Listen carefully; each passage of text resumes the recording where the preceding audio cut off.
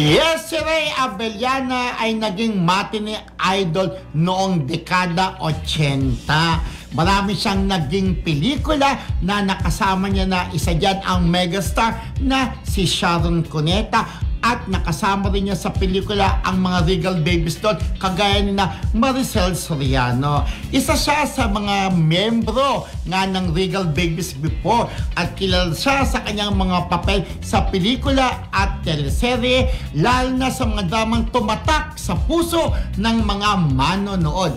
Sa kabila nito, nananatili siyang respetado sa showbiz bilang isa sa mga original na heartthrobs ng kanyang panahon.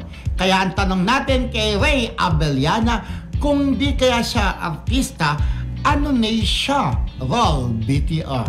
Hindi ka artista, ano ka? Kung hindi ako artista, naging arkitekto ako. Bakit? Dahil yan ang kurso ko nung kolehiyo sa UST. Bongga, arkitekto.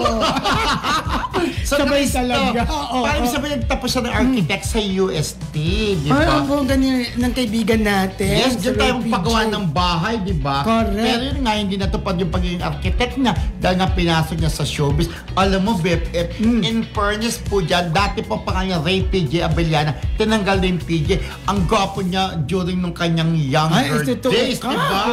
Ang kalapit po niya sa mga Gen Z na hindi nakilala si Rey Abellana. Meron po siyang unang-unang siya rin ginawa, yung Annalisa with Julie Vega na wali na po na napakagandang bata, di ba? Katambal po niya, kalapit niya that time, si Lenny Santos. Lenny at Santos. sumikat po, nag-boom ang kanilang career. Love team.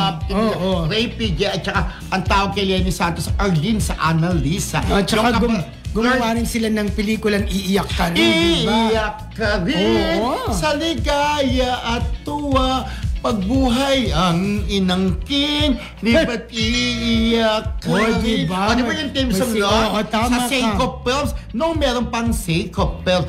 It must be Seiko, it must be good. Mga ganun-ganun dati. Yan, nalungkot ako na wala ng Seiko, no? Meron yung pelikula kapag yung pipit, meron silang ganun eh. Ang bumuka, ang pipit sa munting ibon.